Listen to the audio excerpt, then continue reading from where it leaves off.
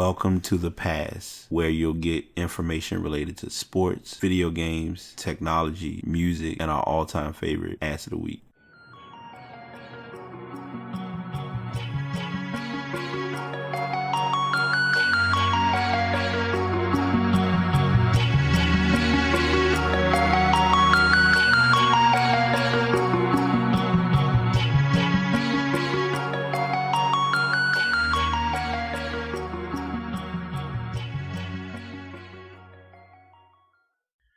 Episode 194 of The Past is here.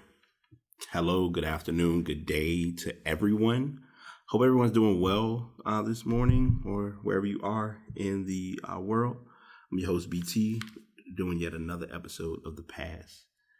I am going to disclaim and disclose early, this is going to be a very wordy, well-winded podcast. But I will try to condense thoughts as best as possible. This is one of the few episodes that I would prefer to have a co-host or prefer to have someone with me.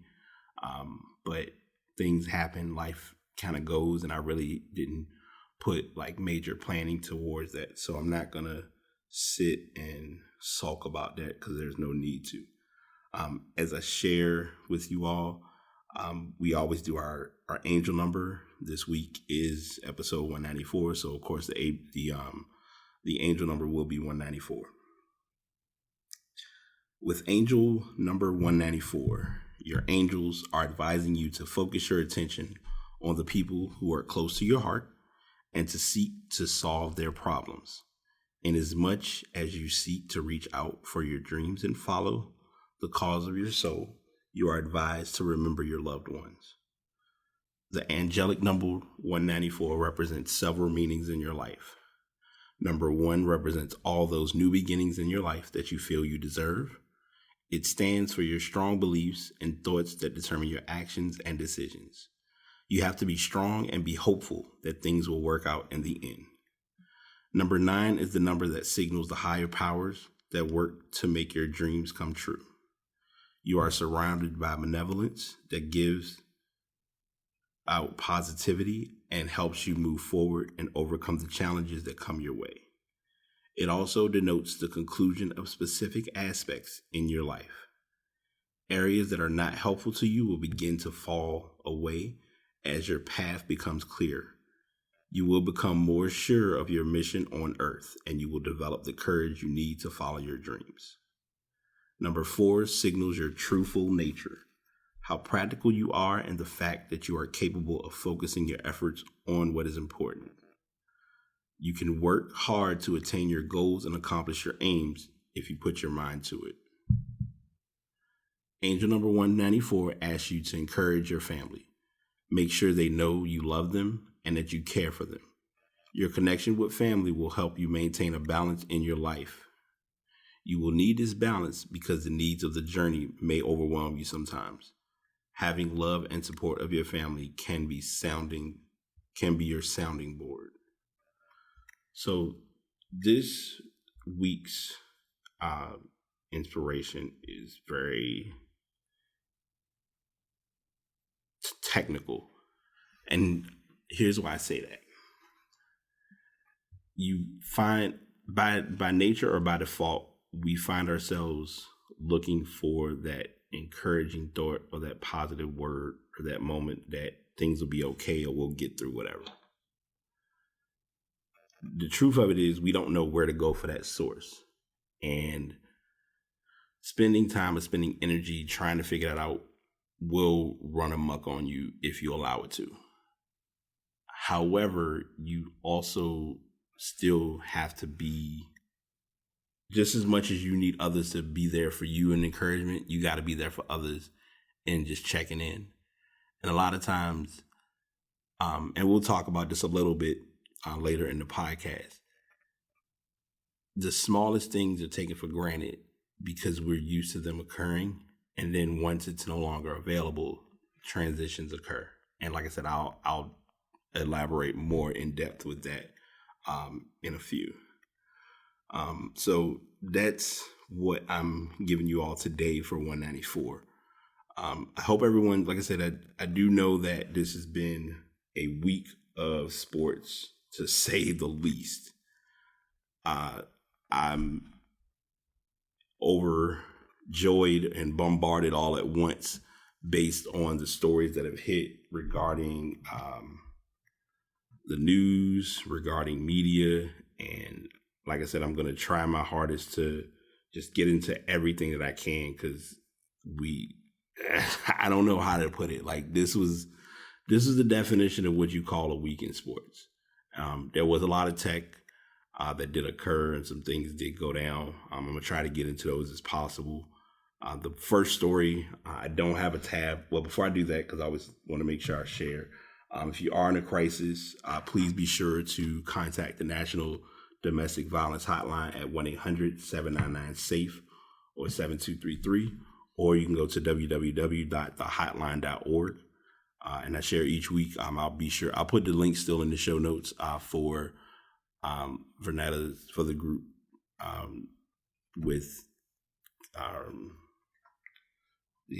I'm losing my brain with getting your food needs, as well as getting your cleaning needs. I'll have those links in the show notes as well. The first story, so I wasn't sure how I was going to do this, because, and I've come to grips with this, and I'll share this because this is important for my listeners to understand. Being a podcaster, even though I'm a small podcast, I have learned that I have a media eye, or media personality with how I look at things. Now, first and foremost, because I say that doesn't mean what I say goes, or that it's true, or that it's valid. A lot of it, if I'm reading an article or story, I mean, that's a story, that's an article. You can't really fight or go against that. But as far as the breakdown and the details of opinions, it's all subject to who's on the mic or who's talking. So I wanted to share that before I get into some of the stories I have. I will give you all the updates on the World Cup for this year. We do have a couple teams that have been eliminated. At this time, we will be saying goodbye to Saudi Arabia, as well as Egypt. They're no longer they're mathematically eliminated in Group A. Group B, Morocco is mathematically eliminated. I believe Iran has a chance. It's going to be based on how they play against Portugal. Group C, Peru is out. Australia still has a chance. It's just going to be how the margin of victory for their win against Peru, as well as how Denmark and France battle in their match. France did beat Peru, and Denmark and Australia drew. A trend that I've noticed before I continue with this is each match that has been played has had a lot of matches have had draws, but a lot of the matches also have had, there hasn't been a match where it's been 0-0, at least from what I've observed. Group D is the personal fave, because Argentina was initially out of it, and Nigeria was able to beat Iceland 2-0, which helped Argentina's chance, since Argentina did draw with Iceland earlier. So now it's kind of a couple of factors. Nigeria would have to lose. Obviously, when Nigeria plays Argentina, so how that game plays out can tell a lot of what can happen next. If Argentina wins, then they'll go through. They would go through, but then it's also going to be what Croatia does against Iceland. Because if Iceland beats Argentina, if Iceland beats Croatia, then it's going to kind of be on the factor of the goal difference of who would make it out of the two teams that would make it out of go into the knockout stage for Group D. Group E, they only have 2 games remaining on Wednesday. Brazil won against Costa Rica, which gave them a little bit of leverage, and Switzerland was able to get a win against Serbia on yesterday. Brazil and Switzerland are both tied with 4 points, leading their group. And Brazil has Serbia and Switzerland has Costa Rica. So the perk to it is they don't have to play each other, and they may run into each other again in the knockout stage, but that's kind of a matter of what or how things pan out. Today, Mexico was able to beat South Korea, so Mexico has pretty much locked up their spot in the World Cup or moving forward into the knockout stage. Germany needs help. Germany is actually playing Sweden today. If Sweden wins, then Germany is out, and that would be huge because of the fact that Germany was the favorite, as well as Germany also had they just won the World Cup in 2014. Belgium was able to beat Tunisia today, and they're pretty much going to move on. England plays Panama tomorrow. There's a strong, high possibility that they'll both tie, and then it'll kind of be a split based on Thursday's matchup between Belgium and England as to what placing they'll be in the group. Panama and Tunisia, Panama still has a chance, but it's going to be based on obviously how they play against England tomorrow. But Tunisia's out. And finally, in Group H, we won't have any information to finish out Group H until after Sunday, because Sunday is when they will play, when Poland plays Colombia and Japan plays Senegal. As of right now, Senegal and Japan have strong chances, but Poland and Colombia, if they're able to win their games, then it could make things a little more interesting. But what's ironic is Poland plays Colombia, so whoever wins that game will kind of be in the talk of not being knocked off, because the other team that loses will be sent, will not have a chance to go on. So those are our standings as of right now for the World Cup.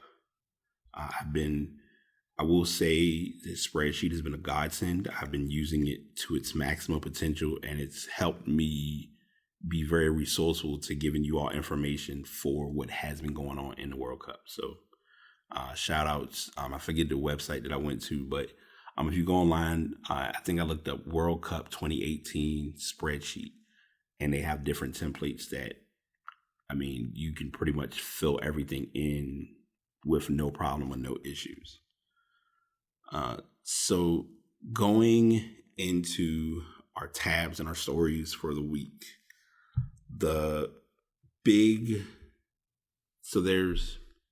it's kind of ironic, and I'm going to do these in order with I guess you can call this life after basketball, but not really life after basketball.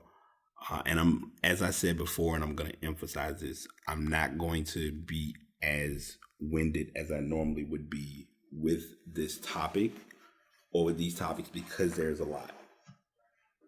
My bad, y'all. Feeling like something don't feel right, but we're not going to worry about it. Yes, let's see. Let's check something real quick. Hang on. Welcome back to your podcast. No, I'm kidding. All right, so I just wanted to get some stuff kind of squared away on this end, just to make sure I'm giving y'all, as I always say, I'm all about good content. So don't want to short you all what you are deserving of.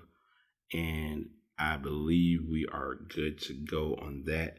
So continuing back with the show and with the topic at hand, the NBA draft was Thursday. Teams are building and planning for what could be as the term is used, as a cruel summer. So before we continue, because as I'm getting stories, I will try to make sure that I keep you all afloat with what's going on. Carmelo actually did opt into his upcoming year with the Thunder, so he's staying with OKC, which I didn't see any surprise in that.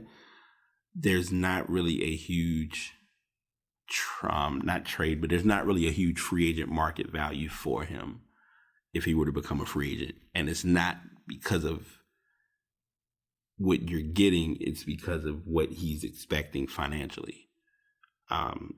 If you look at it, I mean, he's practically getting $28 million from OKC to stay. I don't see another team giving him that much money because now he's at the age and at the point where he would possibly almost fall into the veteran minimum. Just something to think about.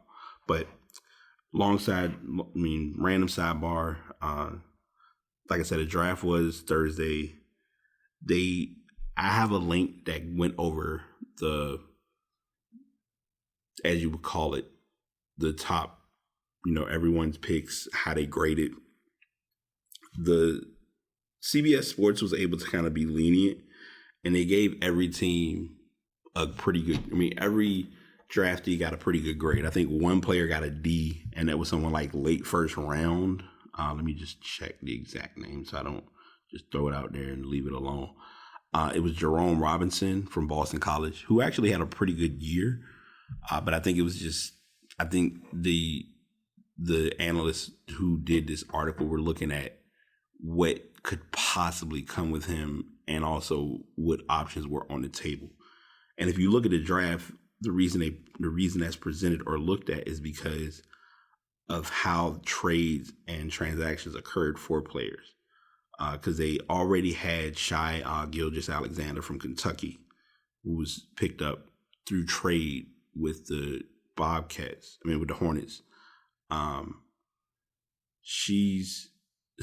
So I'm all over the place.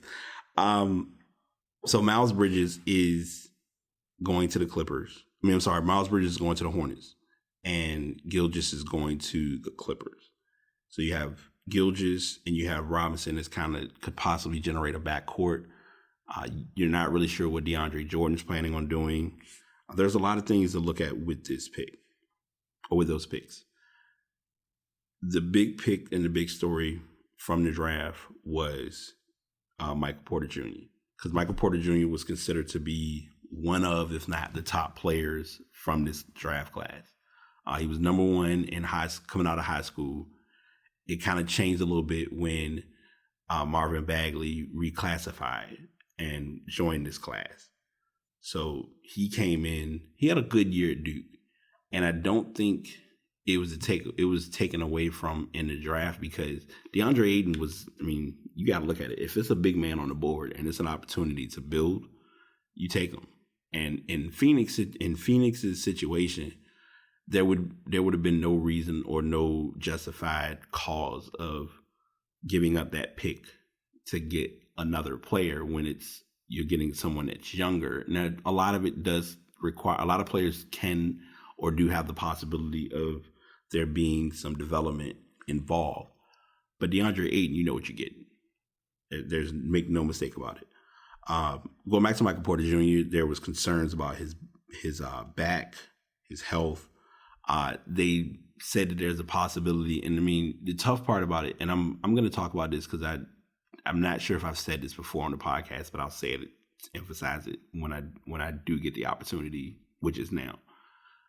Players or stories are presented in actual format of, this is a discussion, this is something that's going on, and then there are rumors and there's speculation. I try my best to make sure that I don't give you speculations of stories until it actually is confirmed. Prime example, Michael Porter Jr., a story came up that he may not play this year. I'm not surprised if that is actually true, and I also wouldn't put it past the Nuggets to do so. I see where they are going, the Nuggets are going with picking him up, because you're getting a player, and they've compared him to Kevin Durant, but it's pretty obvious that it's a valid view. If he did not have the back injury, number one, and number two, if we saw more of Michael Porter Jr., I feel like he would have got picked higher.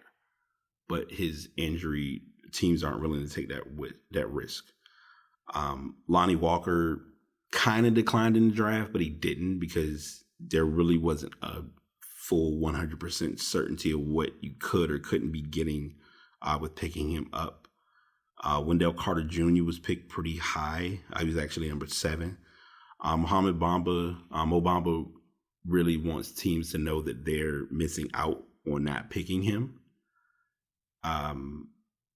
based on the trade that occurred with the Mavericks and the Hawks, where the Hawks ended up they drafted Luka Doncic, and the Mavericks drafted Trae Young, but they traded draft picks. And I believe a projected draft pick for next year was involved in that trade to the Hawks as well. So, I mean, Trae Young, we kind of know what you see is what you get. Jaren Jackson is kind of the wild child of the draft.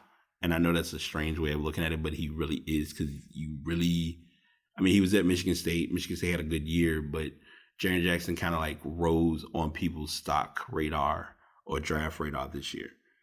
Colin Sexton, assumptions where he fell in the draft. I mean, I know saying he fell in the draft, but he was picked number 8, but some views or some thoughts had him higher.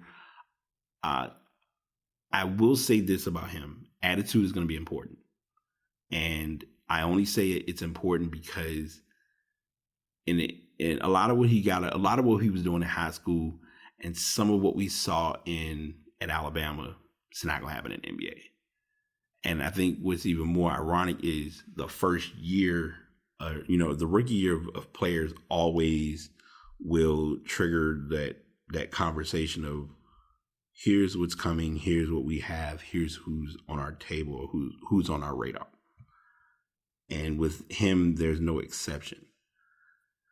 So I'm going to go into this a little bit more. I'm going to read off a couple of names, and then I'll go over this as well. Malik Newman, Raul Alkins, Trayvon Duval, Gary Clark, Katie J. Hogg, Alonzo Trier, Theo Pinson, Kenrich Williams, Trigvi Hinason, Bonzi Carlson, Billy Preston, Keenan Evans, Marcus Foster, Brandon McCoy, Isaac Hayes, Dante Graham, Dakota Mathias, and I would say Corey Sanders as well. Those are all undrafted rookies or undrafted players for the from the draft class that just was drafted, or from the draft pool rather. So I'm gonna go into this, and this will tie a little bit. This will kind of be a full circle discussion a little bit. Your NBA teams have 15 roster spots. They have 12 active and 3 injured reserves. So if you look at, we can sit here and break down numbers. I'm going to try to quick number crunch while I'm sitting here and thinking about it, because I'm pointing this out to you all for a reason. Getting in the NBA is not just, okay, I'm a good player, pick me up, and you won't regret it. Teams have to see what it is that you bring that makes you a benefit to my future, or in some teams' cases, and this isn't thought about or even really addressed, what can you do to make sure that I still have a job in the NBA? And I bring that to the attention because some players don't really have that observation to really be thought of. So there are 450 roster spots in the NBA. Now, when I say roster spots, I know that's like a broad topic, but that's players who are on a team and are going to get a contract from the NBA. Now, to split that a little bit more, there's 360 players who actively play on a team. So that's a 90-player difference of those inactive roster players. Inactive rosters can be different things can happen. Like you could be a call-up from the D League. You could move down to the G League, things of that nature. So those are your spots and your seeds of players who are currently in the NBA that have spots or have spaces. Then you have these 60 players who are drafted into the NBA. Now, we're counting them as being in the NBA, but we don't know whether they're, most of them, like your lottery picks, are going to be with their teams.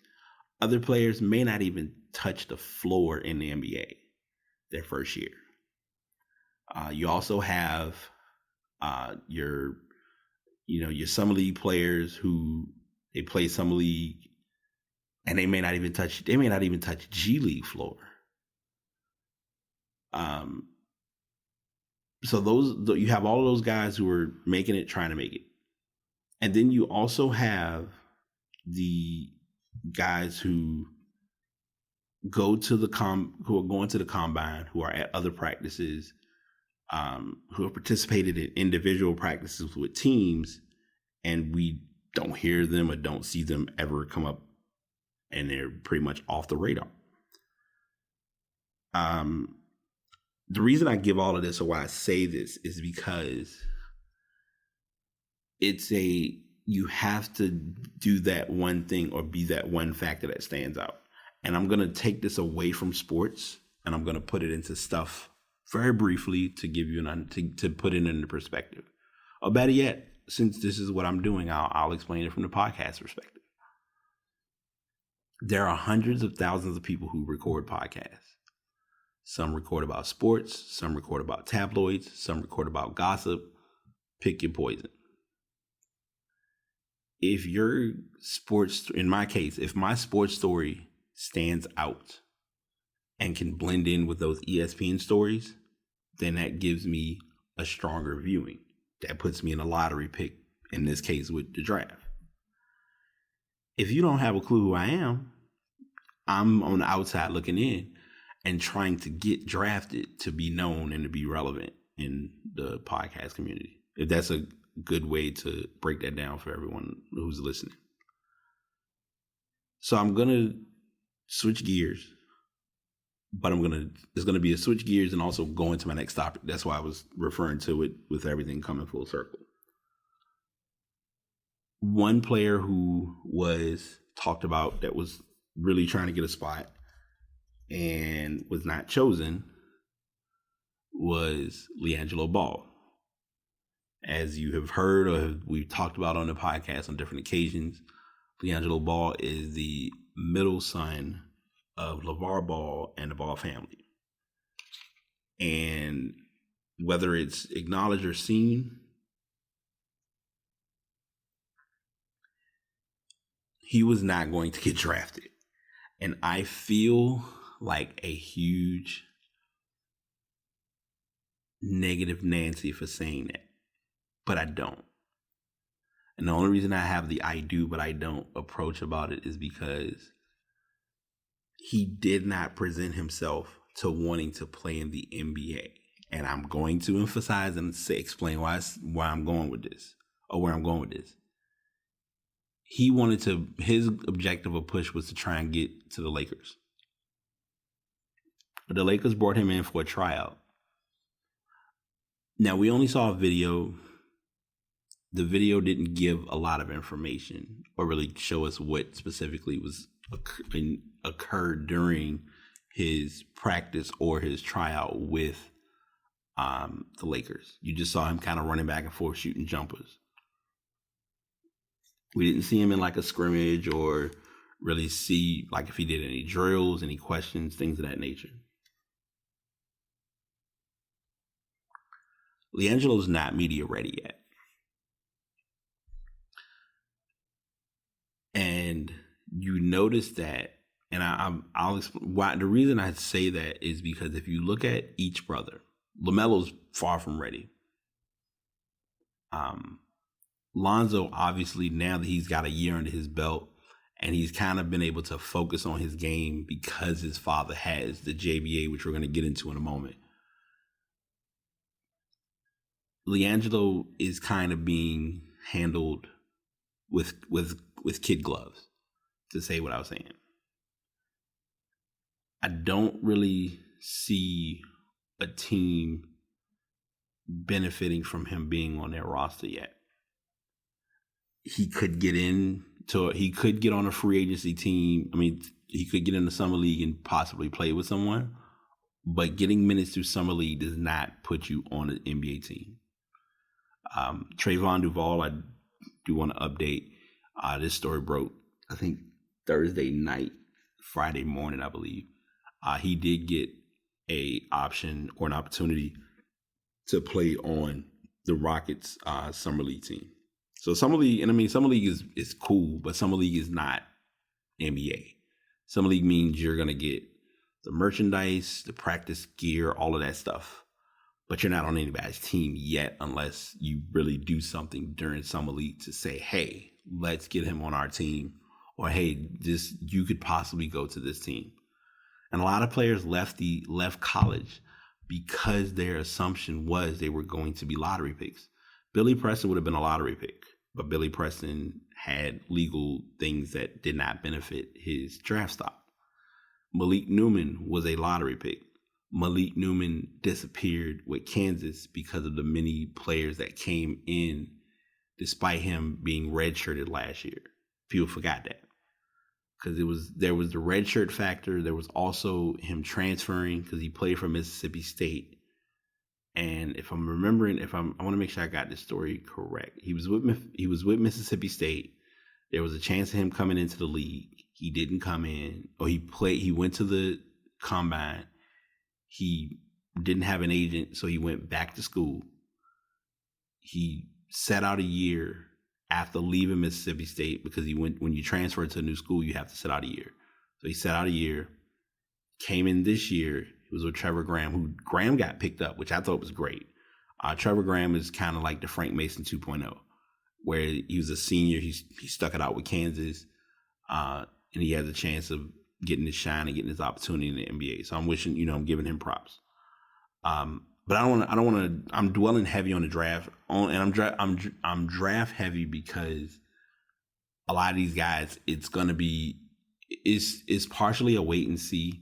But I talked about this last year when we addressed draft year, the 2017 draft class. We need to see what you do your first year. Like looking at everyone's resume the first year from the 2017 class, Kyle Kuzma was ready to play. Him and Lonzo got to fix their little 2-year-old crap that they're doing. I think Lonzo will have a better year next year. Donovan Mitchell should be rookie of the year. Nothing against Ben Simmons. Jason Tatum would have been rookie of the year if Donovan Mitchell did not flourish the way he did. And I know that's like unfair to say it that way, but Jason Tatum, people fail to realize, and I think this is the case with Mitchell as well. Jason Tatum started and played 82 games his rookie year. Not many rookies you hear that really be stated or mentioned. So props to him for that. But all in all, the draft was what it was. A friend of mine brought up a good point, and I would love to hear you all's thoughts about this. So you can send me an email, passpodcastbt@gmail.com, about this question. Do you feel as though the drafts are too overhyped or overpushed as far as being primetime? And this is to elaborate before you say, well, what do you mean? The NFL draft is on prime time. Usually it's like Thursday. It starts Thursday night, and you have it Thursday, Friday, Saturday, and Sunday. The NBA draft was Thursday night, and it lasts Thursday night, and that's it. The NHL draft was last night, and it was prime time as well. Now, granted, it wasn't on ESPN, but it was still a prime time late event. And the question carries, is it something that really needs to get the attention that it does? And most importantly, are we really going to remember who got drafted at number 45 in the second round, or who was drafted 86th in the third round in the NFL draft? Just something to look at, unless it's your team. And to add to spin into that and blend it in, and I'm gonna shut up about the draft. The factor of what makes the drafts a lot different now from how they were years ago is, and someone will probably already give this answer. So if you do, great. I want input and feedback. By us being in social media eras and like news coming to us so fast, who's getting drafted in most cases before it even happens.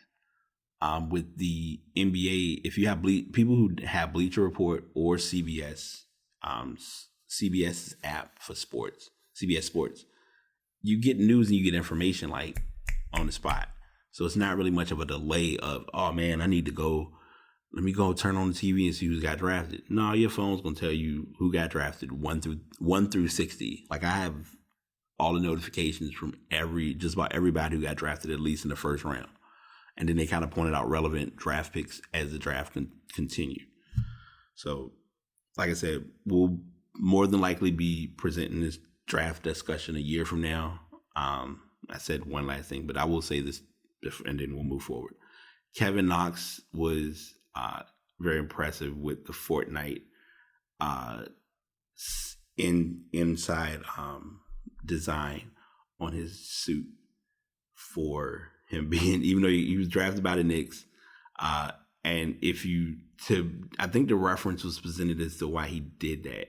It was kind of like a discussion or a way of looking at where will he land. And if you play Fortnite, when people start Fortnite, they try to figure out where they're going to land. But it's just ironic because it's another example of gaming and sports coming together. And that's why I love doing this podcast. So, not to waste or bore you all half to death, because on the same night as the NBA draft, it probably was mid-draft actually, because the draft was from 8 until midnight. And at 10:30, the Big Baller brand started and introduced what was known as the JBA League. Now, there were 2 games on, and if I'm not mistaken, we did talk about this in episode 193 of the JBA and kind of going over a little, kind of giving you some snippets and tidbits of what was going on or what's coming. But games 1 and 2 were at Citizens Bank Arena in Ontario, California. This put the Chicago Ballers against the Atlanta Ballers. And then the second game was the New York Ballers against the Los Angeles Ballers. Now, I did not watch the Chicago and Atlanta game. I did not watch all of the New York and Los Angeles game, but I watched a good amount of that game to kind of assess what's to come with the JBA. Now, first things first, it wouldn't be me if I didn't do this. The league has a lot of things to work on.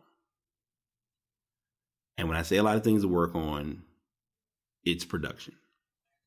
Production and presentation are important, not just to me. It's important, period. Here's why. If a person wants to keep track of or know what your event or activity is doing, if there's a way of getting stats and stories, YouTube isn't always going to be the option. You have a website. I guess this is me kind of putting my website head on a little bit, but also just going by what I see. And if you're going to a site to see a schedule for an event or an activity, I shouldn't see the games that aren't even close to occurring yet first. And then I need to find out, let me go to June so I can see what the first games were, which would be on the last page, which was page 404. Then you go to the page to recap the score and the information, and all it shows you is New York and LA, no points, no rebounds, no players, no information. Because the reality of this league that I want people to take into account and how I'm looking at it is, I don't know who Edward Denard is. I don't know who Braden Hargrove is. The only way that I'm learning who these players are is from the website and through talk. I mean, I kind of keeping track of the stories that go on with these teams. The requirements, and I think I said this on the show before, players to play in this league, you have to be ages 17 through 19. LaMelo's 16, but we give LaMelo a pass because I'm giving my son a chance to shine and show out for my league. And it's evident that they do this. It's evident that this was done because when you go to the page for all the teams, the design is very simple where you can see each team, but the teams are not listed in alphabetical order, which is whatever. That's me being anal, but I digress. But the other side of it is Los Angeles is the first team. And then teams are just listed in random order. Because there's not an Eastern, from what I'm assuming, I don't think there's an Eastern or Western conference. It just shows schedule. So they haven't put standings yet. Like the site, the night of the, all right, I'm turning off my tablet because then I'm going to talk to y'all about this. The night of the league, the games, of course, were on Facebook Live. So when you go on Facebook Live, you can watch the game. They got they had the guys doing color commentary. I was surprised and shocked by the dual singing of the national anthem. Was not prepared for that. I think the same two guys did both games. It is what it is. Looking at the crowd, there might have been 100 people.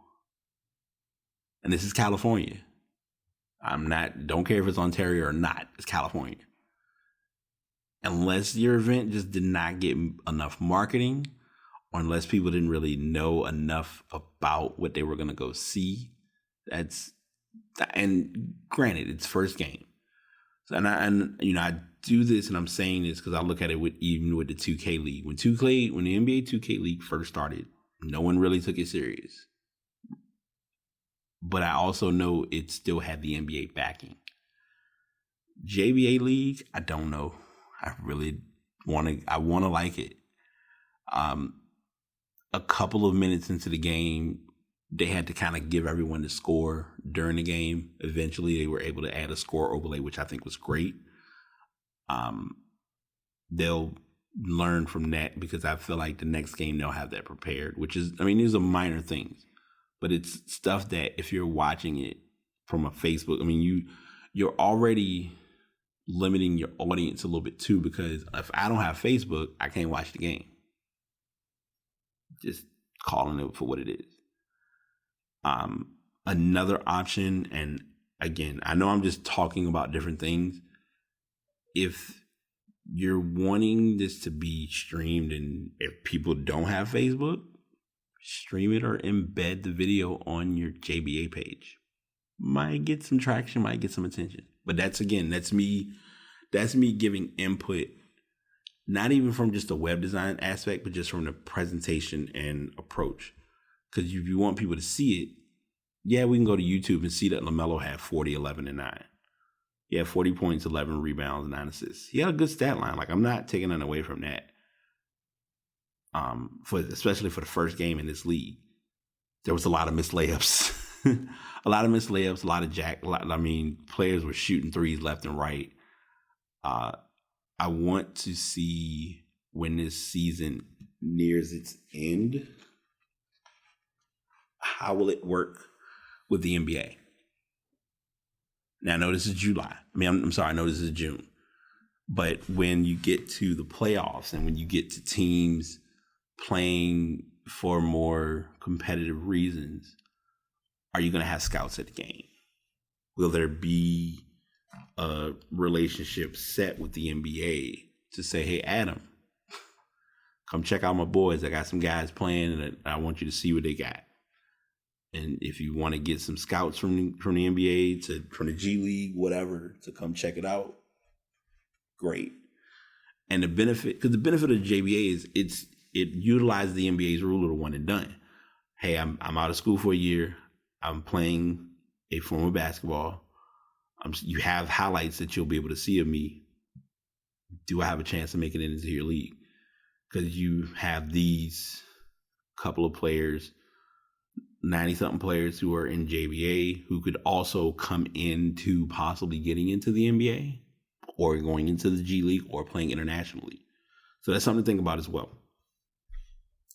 But first, like I said, you got to always look at the first week, take it with a grain of salt.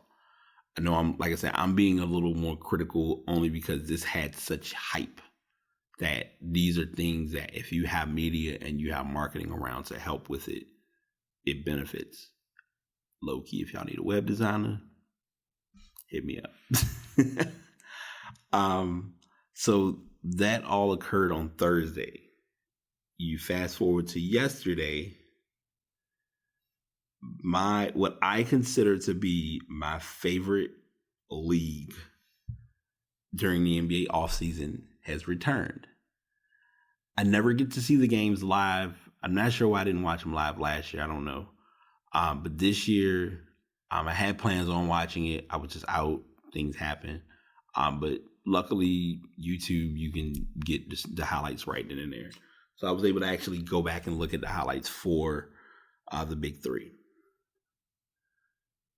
Trilogy has a target on their back. If you have kept up with the podcast before, when we talked about the Big Three League last year, Trilogy was the team to beat. Trilogy did not lose. I don't think Trilogy lost a game last year, if I remember correctly. And this year, teams are ready for them. The first team they played was Big City. Tri-State, I'm sorry. They played Tri-State. And the score was 51-34. Tri-State won. It wasn't just that Tri-State played. It was who was playing on what team. Al Harrington was out for Trilogy. But you still had Rashad McCants. I can't think of it. They had Rashad McCants. They had Dante Jones. Mahorn is still their coach.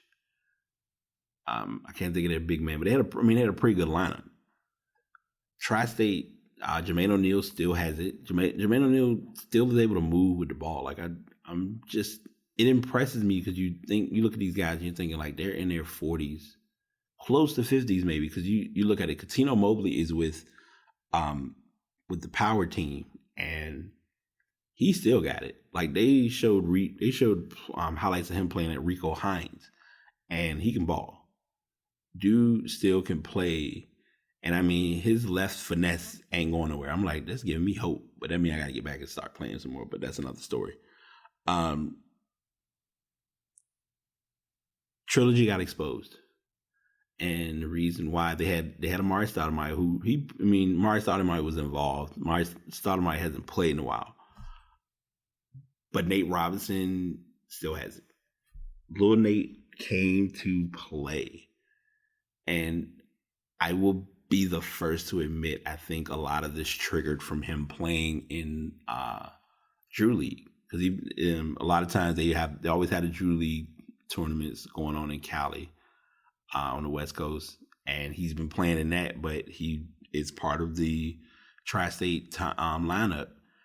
And he was in Rashad McCants' face from the start of the game. He did not back down.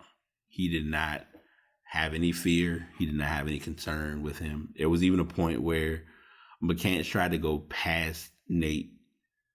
And I think they called the foul on Nate Robinson, but they got tied up. So when they got tied up, it was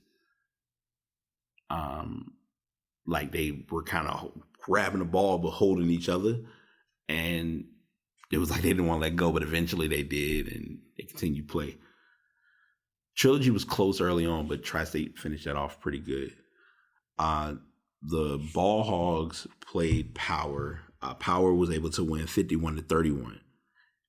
Ball Hogs look like they got some work to do.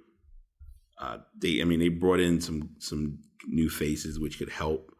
but it's not the same. Killer 3 struggling again. Steven Jackson can shoot all he wants. You can get as much as you can productively out of him. But I mean, they played Three's Company got a revamped team. Iverson isn't playing this year, from what I can observe, but he's still involved with the team. If I remember correctly, Drew Gooden was their X factor. Drew Gooden played. Like, Drew Gooden was hitting shots. I was like, oh, okay, Drew thinking he back in Cleveland again. But Drew Gooden had a pretty good performance. For real, he went back to his Kansas days, if you ask me. And finally, Three-Headed Monsters played against Ghost Ballers. The big story this offseason of Big Three, before the season started, was Mike Bibby was in the gym and he looked buffed and ready to play.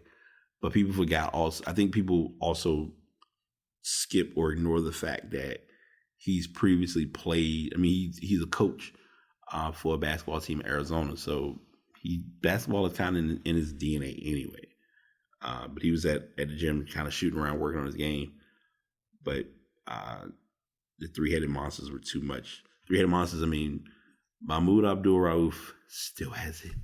And keep in mind, this is when you're looking at some of these guys that's playing in this league, some of these guys who were playing in the NBA in the 90s. So a lot of kids who are born or who watch basketball that are like diehard LeBron and Kevin Durant fans and Steph Curry fans, never seen Mahmoud Abdul-Rauf play. The closest you'll see is seeing a YouTube video YouTube videos do justice for today's basketball, but for 90s basketball, no. You need to go back and actually watch these guys play. So that's what I have for the basketball realm. And I did not want that to be 51 minutes, but I had a lot of stuff that I wanted to do. I mean, I knew that was going to eat a lot of conversation. So I wanted to go ahead and get that out of the way. So Nikola Kalinic, who is the forward for Croatia, who Croatia is playing now. No, not playing. They're not playing now. Croatia has a game. I think they're playing tomorrow. But Croatia's forward was sent home. He was potential ass of the week before I continue. I was gunning for him to be ass of the week. I'm not going to even lie. Because he had an ailing knee injury. Let me make sure I give you the correct story. So Nikola Kalinic had been sent home after by Croatia coach Zlatko Dalic after the forward refused to come on as a second half substitute during the 2-0 defeat to Nigeria. Kalinic, who was 30, was starting his fourth successive international on the bench, claimed he had a back injury, not knee injury, before telling Dalic he was unable to play. Speaking after his side's 2-0 win that made them Group D leaders, Argentina, Dalic, according to Croatian media reports, said his side had finished the match in Kaliningrad without any injuries, but with a problem. The news will sour what had been a positive start to the tournament after Luka Modric had scored from a penalty spot to seal all 3 points for Croatia after an own goal from Etebo had handled Dalic's side of the league. I'm going to be as simple as I can with this story. It made no sense that if you're not 100% or you weren't able to play, this should have been known or presented before the World Cup match against Nigeria happened, or it should have been presented before you even got on, before you got on the roster to play. If you weren't 100%, it's no need taking a chance. We look at it with Egypt, who was eliminated. Salah, there was questions of whether he would play their first game in the World Cup, and he did not play, which was, fine, whatever, no big deal. But he played the second game. No problem. He told him and communicated, and everything was great. So this one was, like I said, it was a potential ass of the week story, but it wasn't really a huge attention grabber where I was like, all right, here's why. Ass of the week this week is gonna be great. If you're looking at the title, you may have an idea why, but if you don't, I'll give you some cliff notes. And it's kind of ironic because we're a few days away from it. Anyway, we'll get to that later. So I'm gonna take you all briefly down memory lane. A couple of weeks ago, if not a week ago, maybe, the Stanley Cup occurred, involving the Washington Capitals and Las Vegas hockey team. I can't think of their name. Usually I'm like good with names, and it's probably gonna be in the story, and I'm gonna be upset if I do see it. But anywho, they played, and Washington won the Stanley Cup, and it was their first time winning in a while, and it was Ovechkin's first, and their coach Barry Trotz, who was in a fight to try to get this team off over the hump, got the job done and then ran out of Dodge. So he left. So he's no longer the coach of the Washington Capitals. And he's decided to announce his resignation. It was a good run. He made the choice, and signs and directions led at the time. And I'm sorry, they were playing the Vegas Golden Knights. I want to be sure that I don't be that bad of a hockey fan because I could lose my hockey cred. But the idea was that here's a possibility he could be going to the Islanders because they were without a coach and they had a coaching vacancy. Well, sure enough, Thursday arrives because he resigned. He resigned on the 18th. 3 days later, he then decides to take the Islanders' position because, and that decision. Let's see. Trotz's departure to the Capitals was largely a result of financial differences. I think it's more to it than that. The coach was seeking a new 5-year deal with an annual salary of around $5 million, a significant bump from the $1.5 million he made last season. Caps GM Brian McClellan said Trotz's asking price was a sticking point. The Islanders and the new GM for the Islanders, Lamoriello, didn't meet his price, but they came close. The deal is believed to be in the neighborhood of $20 million over 5 years. He's going to, so I'm not going to give you a full A to Z story with this one. I'm going to tell you what it is because y'all know me. He made this move not for money. He made this move for rebuilding.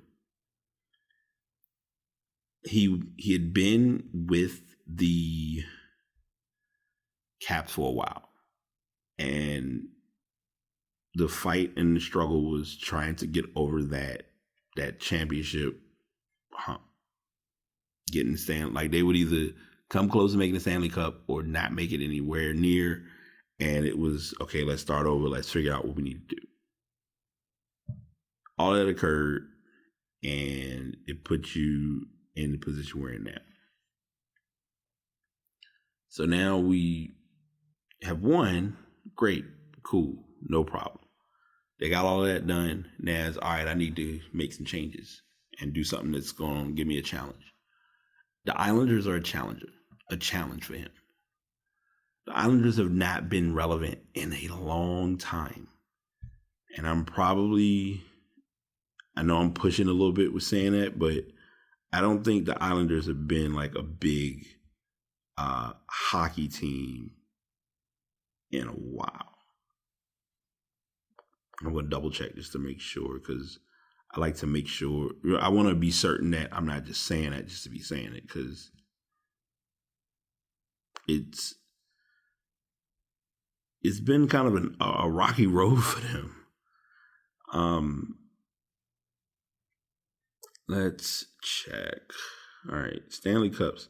So they won 4 Stanley Cups. They have not won a Stanley Cup since I was born, and that was in 82, 83.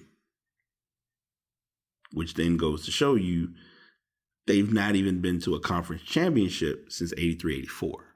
So, I mean, you look at it, 30 plus years trying to get past that hump, bringing a coach who has not only been past the hump, or gotten close to it. He's passed it. Now he has the Stanley Cup. It will look good for him. So that was what this move was about. Money was part of it, obviously, but the other factor of it that's not being said or being presented was his chance to rejuvenate and revitalize, however you want to put it, another team. So hopefully Barry Trotz, I know it's like my sports group, one of the guys was kind of like, well, I hope he, it's messed up that he left the team. No, it's not. It's no different than anybody working a job, and you're working there and you've done what you can, or you feel you reach your point and you say, hey, I want to do something different. And you do. Jumping, and I don't jump like this normally, but I'm jumping in this one a little differently because it's FIFA based and less soccer based per se. But a case has been opened for an anti-gay case based on chants by Mexico, or chants of Mexican chants.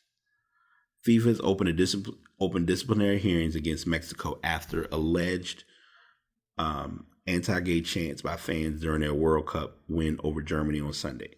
Some Mexican supporters chanted a slur when Germany goalkeeper Manuel Neuer prepared to take a goal kick in the 24th minute, and Mexico's Football Federation, or the FMF, confirmed that FIFA had informed it of an official investigation. Mexico fans have long shouted an insult at goalkeepers that rights groups argue is discriminatory. Those who have defended the chant insist there is no intent to discriminate. During the qualifiers, FIFA fined Mexico and a number of other Latin American teams several times over the slurs. The Court of Arbitration for Sport canceled 2 fines against Mexico in November, although it also ruled the chant was insulting and left other fines in force. Mexico's federation has in the past appealed to fans to refrain from using the chant, and the effort was largely successful at last year's Confederation Cup in Russia. So it's basically, they were told not to do it, and they said, all right, cool, we're not going to do it, and now they're doing it again. And now now FIFA's getting involved, and with them being involved, it's, all right, we really didn't want to touch this, but since y'all are kind of twisting our hand to become part of this, we're here. So my input on my viewer perspective is going to be really brief with this. It's not right. Moving on. No, it's not. To add to it, it's not right, but then to make it worse, if you've already been told not to do it, you're giving FIFA the opportunity to handle it however they feel, which could mean it could affect Mexico's chances in the World Cup. You really don't want to mess up a shot, let alone, and if it doesn't affect them this year, great. But if 2022 comes around and it's like, well, remember when y'all messed up, like shaking a finger, like, no, you know better. It bans or it limits their options for the next World Cup, which they may not be able to participate because of this. And they may have to, whoever's in charge of Mexico's team may have to talk to fans or have a fan discussion before a game or something. I don't know, but it would help to reduce this because this is irrelevant and it's not helpful for the sport. Soccer already deals with it enough when it comes to racial slurs. Anything sexual related, homosexual related, you're just running into an even more slippery slope. So that's our sports for today. I did a lot of sports. I warned you there was going to be a lot of sports. And the only reason it was a lot of sports because the draft was pretty heavy. The JBA league, I was going to rip it a new one a little bit, but also say it looks promising. I don't want all my negative to overweigh the fact that the league looks promising. I will give that much to it. I just need to know who people are. And hopefully, week 1 or games 1 and 2, because I believe games 3 and 4 today. I didn't look at the schedule right offhand because it's backwards, but whatever. They'll kind of learn from it and continue it. So I'm giving positivity to it working. So now we're, like I said, we're in our stuff stage of where we talk about tech, gaming, music, things of that nature. It's going to be a little bit of entertainment. I'm going to try to not be too long-winded with some of this because a lot went on this week. Android messages is finally going to be on the web where you can do a browser-based texting feature. It's going to be similar to what if you're an iPhone user and you have a Mac, they have the messaging app on the on the computer. So I can go into messages and send messages through that. And it's just like I'm sending it from my phone. They're giving Android users that option. And it's been in talks for a while about rich communication services or RCS.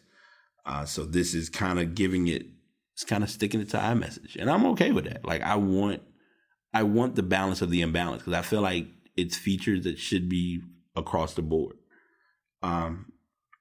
So Google added rich communication services into its Android OS to help it compete with Apple's popular iMessage. Google has also been exploring texting from your web browser since last February. Now the feature appears to be officially available and will roll out over the next week or so, along with 4 other features. So what you'll have to do is you'll have to enable messages for web in your mobile app, and then you'll be able to message your friends from your browser. You'll be able to send stickers, emojis, and images from the web interface.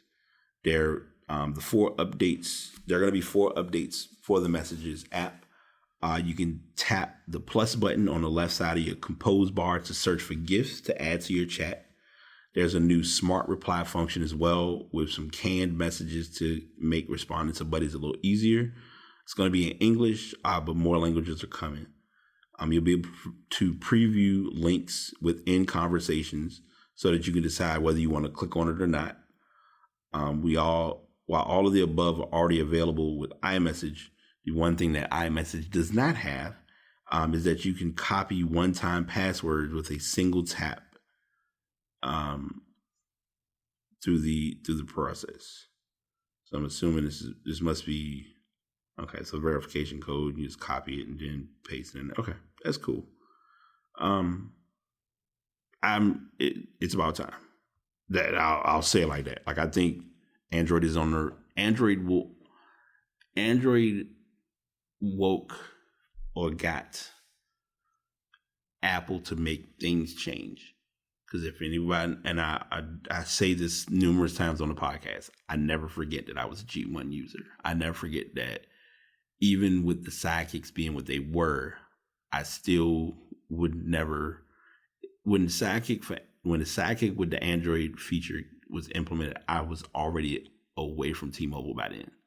But I would have gotten one with no problem. So that's that for the Android messaging. Good feature. It'll be helpful to give people that option and that opportunity to not feel like you only can text from your phone.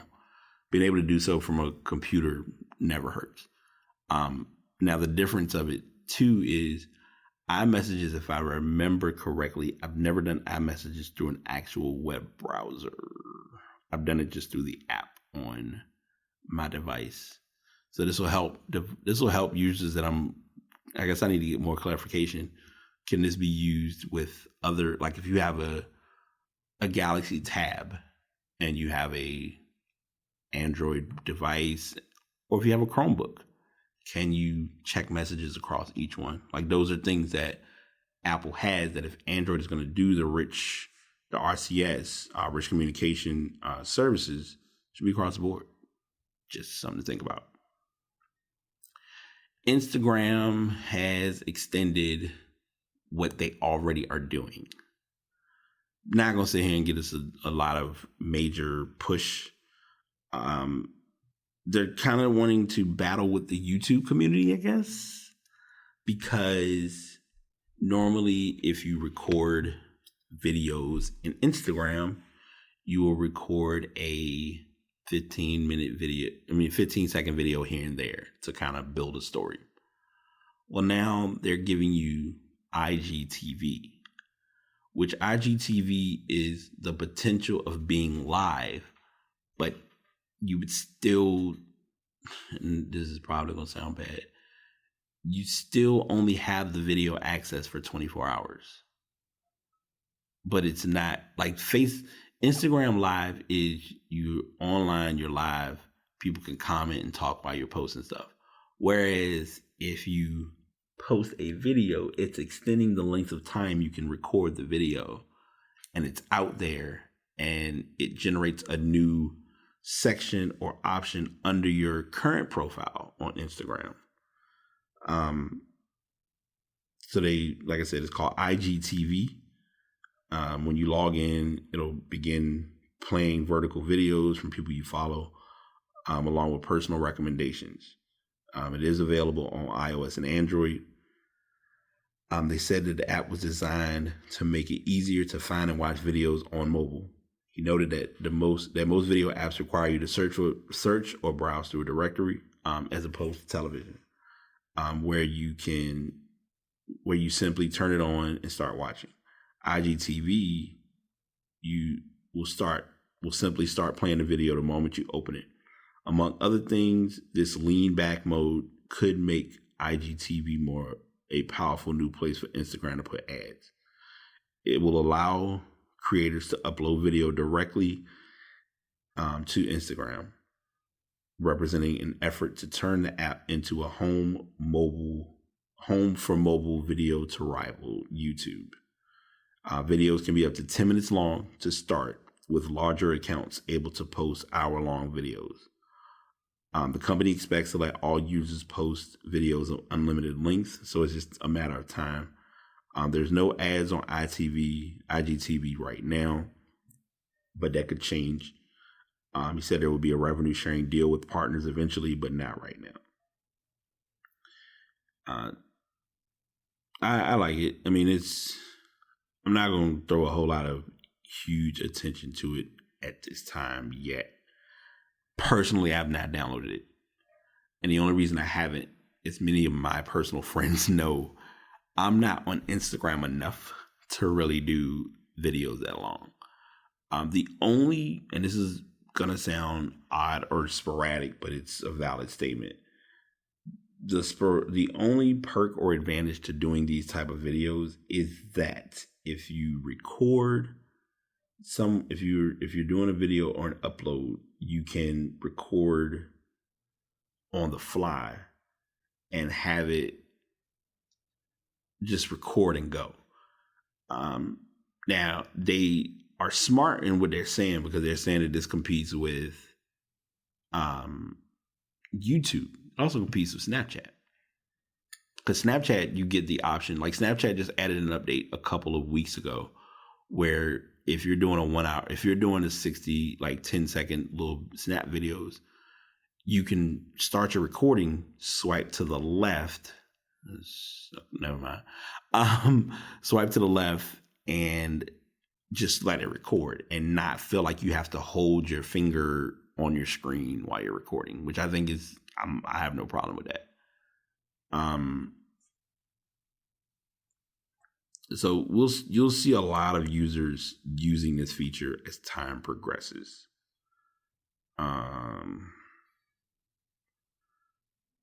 So sticking to, and one of the individuals they mentioned through this was Ninja, who plays Fortnite, and Fortnite is looking to, they're saying, lose its edge. So I'm going to read this article, and we're going to talk about it, if that makes sense. To build or not to build. In 2011, Epic Games took a gamble on an unconventional survival shooter called Fortnite 7 years ago now. Keep in mind, this game, 7 years, still beta, still one of the top games. Just keep that as we continue. The far-reaching maps and signature weaponry were all there in the main game, but a new breed of battle royale would shake up the genre's foundation by centering on construction mechanics. Perhaps unbeknownst to Epic at the time, that subtle innovation would pay off massively. Following the launch of its free battle royale mode last year, Fortnite has gone from fledgling beta to record-breaking cash cow.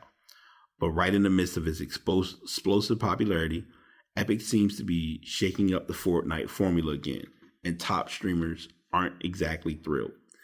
In its most recent blog update, Epic is keen to express that Fortnite must support a wide range of playstyles and counterplay in order to thrive.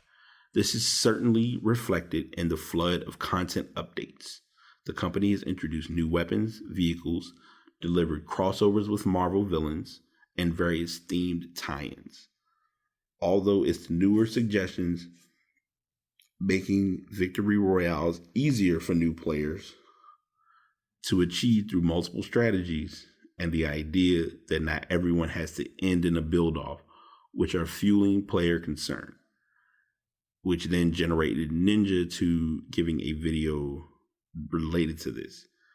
The changes have not been officially implemented, but it still has allowed various streamers to sound off on this issue.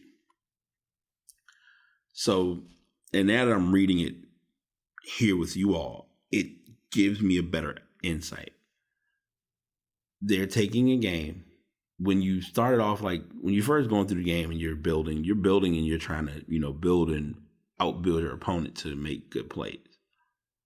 When it gets down to like the last couple of players, build-offs are challenging but disadvantages in the final matchup, I guess. But the thing is, if that's what you had to do to get to the finals or get to possibly winning the game, why change it? Let me see how long this is. Yeah, so listen to my words, Epic. You guys are keep doing what you're doing. Don't limit me to 500 materials, please. Oh gosh, we decided to put a cap on materials at 50. Enjoy. See that's my fear of them putting a cap on the materials. If they cap it, let's say 500 across the board, like you're just gonna have a potential situation, man, where a bad player is just spraying you, dude, and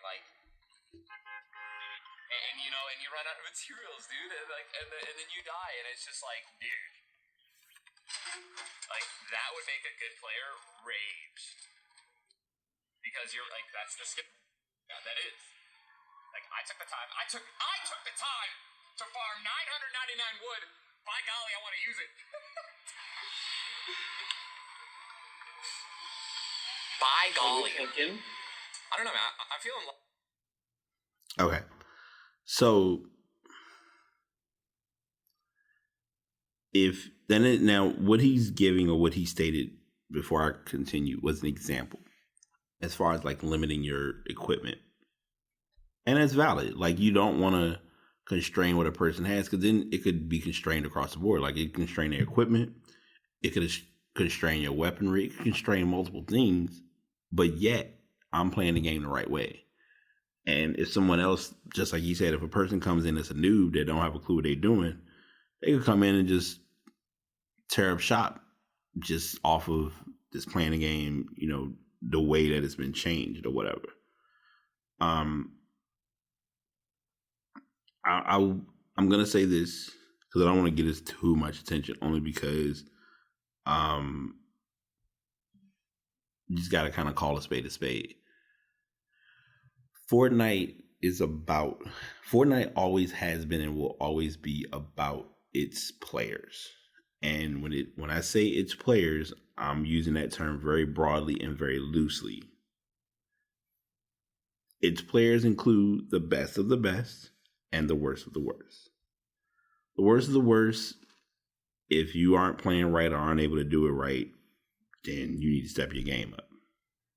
There's really no pretty way or cute way of putting it. And as a gamer and as a competitive person, you have to be understanding of that. You have to look at it that way. If they change things, they change it, and it's gonna. I mean, with that factor being the way it is, then that's gonna mean who's gonna stay around or who's letting the game go. And you just gotta let it be what it is. And that's kind of the simplest way to put it. All right. So I'm gonna do music sesh, pass of the week, ass of the week. Everything all is about to go into one wave. My music sesh lately has been very, very diverse. I will definitely say it's been very diverse. I have tried, and I need to listen to it more. Tentacion, I'm listening to his albums or his music. If any of you may or may not be sure why, I'll explain that in a bit. I did the podcast last Saturday. Nas's album had already been out, or I'm sorry, Nas's EP had already been out. And I turned around and the Carters brought their revised LP out, which was the Carters, Everything is Love. Repeatable music. I will say without saying it. I can listen to that for quite a bit. And it's a lot of messages he's given as far as not taking shots at anyone, but he's definitely dropping some gems and some knowledge on people if they're not aware of what has or hasn't been going on. My music session this week was not too good. I didn't find anything that I was really excited and waiting to listen to yet. The album that I want to hear is not out yet by Tiana Taylor. And to reiterate, because I've been sticking to saying this, since it is under the Kanye queue, it'll likely be 7 tracks. So I'll be queuing that and acknowledging that as an EP as well. I don't know what I'm looking for. I'm hoping it. I think everyone on the internet has been so petty about it. I'm the same way. Just hit upload so we can all hear it. Some people may have already heard it, and if you got leaked versions, great, cool, no knock. But I'm waiting to hear that. My underrated music session that I found was a jazz artist called Kamasi Washington. I shared it with someone today. I'm gonna share it with some more people, but Kamasi Washington did an album called Heaven and Earth. If you're into jazz or if you need something to kind of mellow you out a little bit, listen to this album. Looks like it's a double album. It is a little over 2 hours, but it's good. It's like true jazz. Most jazz you get and you listen okay, playing a few songs here and there, cool, great, whatever. They really hit a lot of good music. I'm going to cut one story out because I'm already kind of giving you my review without my review about the Carters. I listened to it. I've listened to the Carters album in the past couple of days more than I have Nas's album or EP. I know I keep going back and forth with saying that, but yeah, I listened to his EP. So that's my headspace and my view about that. So this is still music, but this will be pass of the week. And there was another shooting that occurred. I don't remember the rapper's name offhand, but there was the story broke on Monday afternoon that Tentacion, the rapper, was shot. He was robbed and killed in Broward County, Florida on Monday. He was leaving a motorsports store when 2 men shot and killed him in an apparent robbery. They did get some information regarding what occurred. They actually have an individual in custody now related to what happened with him. condolences to his family. I'm gonna give this story my piece, and I'm gonna segue very smoothly.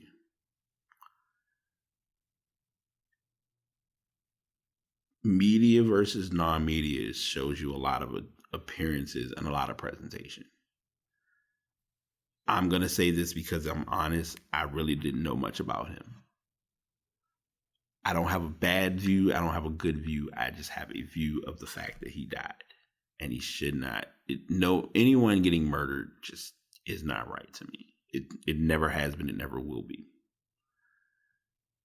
More judgment from others have been on who he was and what he did and his cases, and he got what he deserved, and just other things that did not have anything to do with what was actually at hand. The matter or the issue at hand, which was another young brother was shot down. That part was skipped over. And that for me is where my problem lies. I've been doing weekly blogs, and I have a blog that I've the title for. I never really started on it because this week has been just a week. And I have been in full effort of wanting to get this blog done to add to my queue of other blogs that I'm working on for a weekly series first.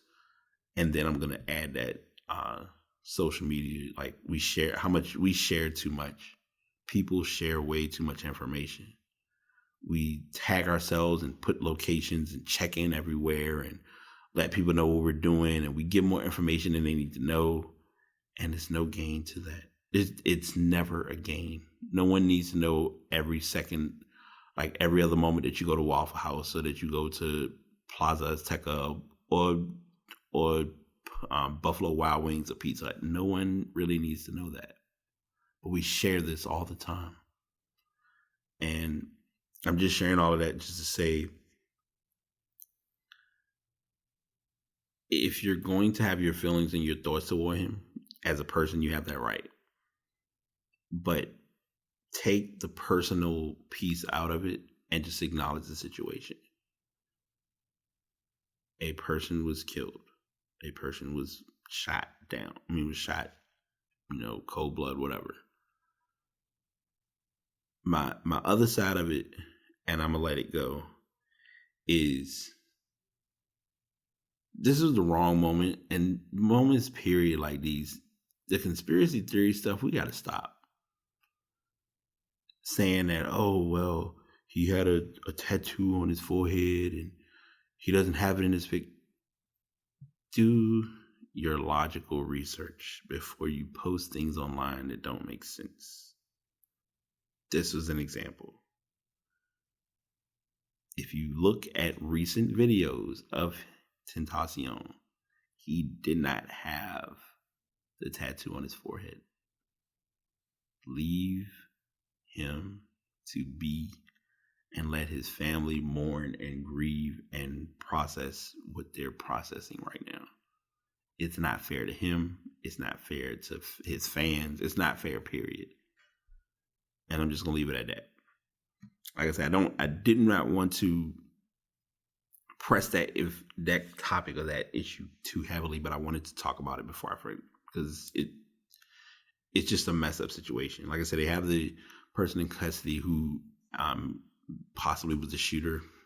As more details emerge, it could re-rotate into the podcast, but I wanted to kind of be handled in its own way. There's stuff and there's lines. My line is right at that point.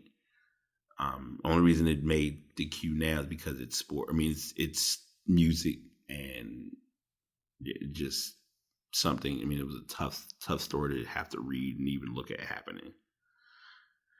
And now we have our ass of the week.